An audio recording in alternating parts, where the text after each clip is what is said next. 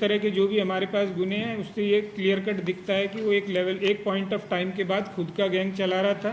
जो भी businessman, political persons या सेलिब्रिटीज़ हैं बॉलीवुड के, फिल्म इंडस्ट्री के, उनको धमकियां देता था, एक्सटॉर्शन वसूल करने का प्रयत्न करता था। और कुछ केसेस में ऐसा हुआ है कि वो डिमांड्स पूरी नहीं हुई हैं तो संबंधित लोगों के ऊपर फायरिंग कराई गई है।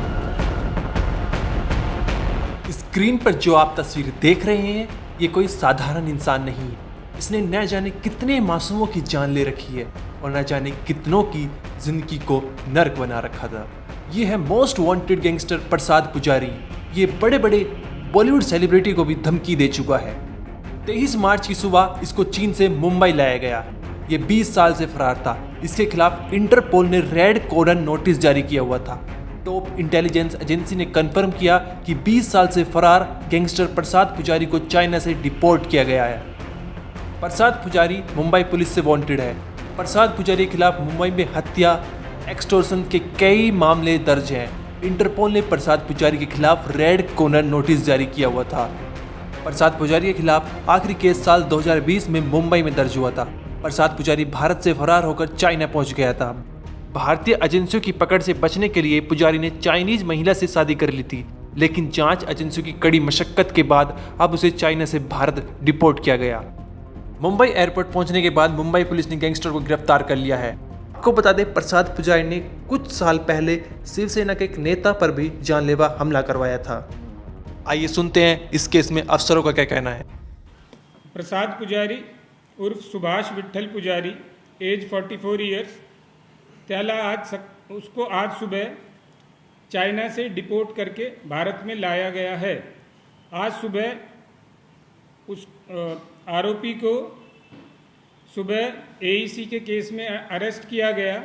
अरेस्ट करने के बाद उसको माननीय कोर्ट के सामने उपस्थित किया गया। माननीय कोर्ट ने आरोपी सुभाष प्रसाद पुजारी को 14 दिन की पीसीआर दी है। जो आरोपी है वो ओरिजिनली उडुपी डिस्ट्रिक्ट कर्नाटका का रहने वाला है, लेकिन उसका परिवार बहुत दिनों से वाशी, नवी मुंबई और विक्रोली एरिया बॉम्बे में रहता था। 19 लेट 90s में उसने कुमार पिल्लई गैंग के लिए काम करना शुरू किया। काफ़ी दिनों तक वो उसने उस गैंग के लिए काम किया। बाद में कुछ दिनों तक वो छोटा राजन के गैंग में भी शामिल था और उसके बाद उसने अपना गैंग बनाया और काफ़ी सारे उसने सीरियस गुने मुंबई की हद में किए।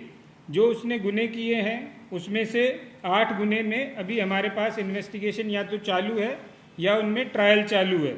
इन 8 गुने में से 5 गुने एंटी एक्सटॉर्शन सेल और बाकी 3 यूनिट 7 क्राइम ब्रांच के पास तपास के लिए हैं।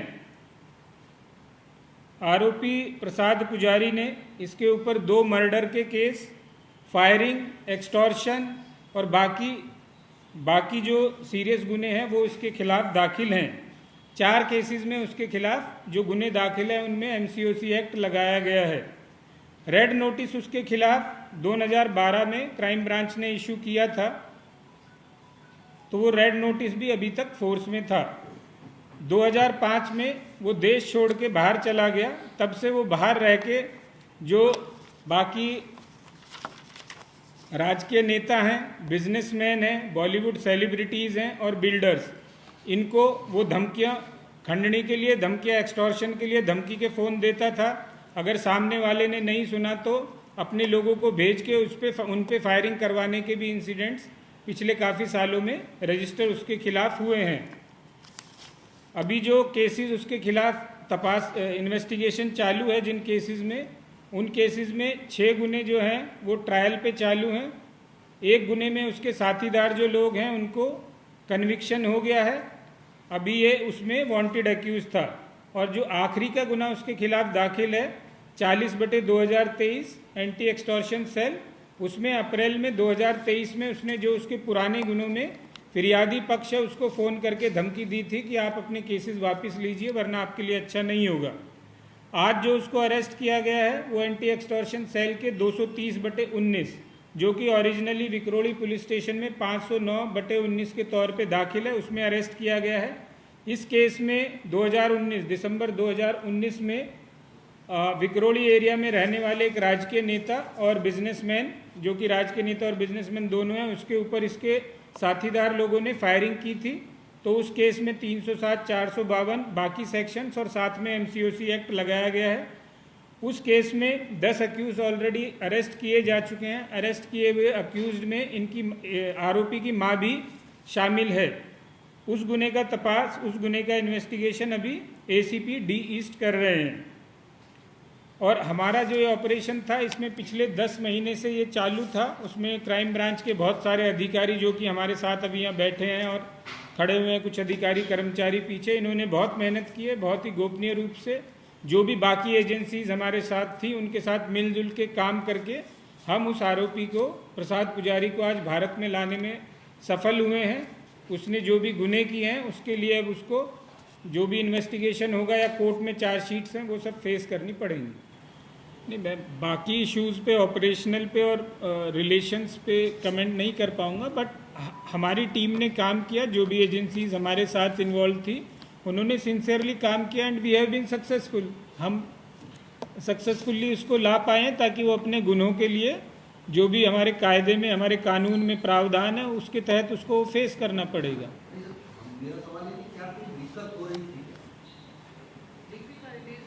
नहीं, कोई डिफिकल्ट नहीं है। हमारा जो भी कोऑर्डिनेशन था वो एजेंसीज के साथ, हमारे साथीदार जो एजेंसीज हैं उनके साथ ठीक था और अल्टीमेटली हम सक्सेसफुली उसको लेकर आ पाए हैं।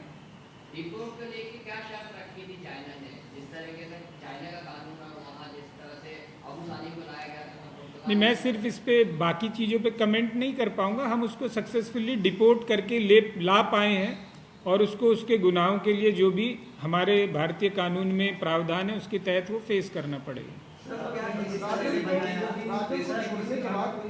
ये अपनी जो गैंग बना था, किस नाम से गैंग चला रहा था? जो हमारे पास गुने दाखिल हैं उसमें यही है कि वो खुद गैंग चला रहा था। जो भी धमकियां आती थी वो अपने नाम से ही देता था या उसके लोग जाके वहाँ पे बताते थे। तो इस तरह के जो भी हमारे पास गुने हैं उससे ये क्लियर कट दिखता है कि वो एक पॉइंट ऑफ टाइम के बाद खुद का गैंग चला रहा था। जो भी बिजनेसमैन, पॉलिटिकल पर्सन्स या सेलिब्रिटीज़ हैं बॉलीवुड के, फिल्म इंडस्ट्री के, उनको धमकियां देता था, एक्सटॉर्शन वसूल करने का प्रयत्न करता था। और कुछ केसेस में ऐसा हुआ है कि वो डिमांड्स पूरी नहीं हुई हैं तो संबंधित लोगों के ऊपर फायरिंग कराई गई है। सर, आपने जिस तरह से कहा कि 20 साल से ये फरार था और फिल्म जगत से जुड़े लोगों को धमकी देता था, राजनेताओं को देता था, शिकायत में कोई बड़ा चेहरा सामने आया या नाम आया है? इंडिविजुअल केसेस के बारे में कमेंट करने की बजाय, मतलब अगर हम स्पेसिफिक जनरली जो मैंने बताया उतने तक ही रखते हैं। इंडिविजुअली किसी का नाम लेना ठीक नहीं रहेगा अभी।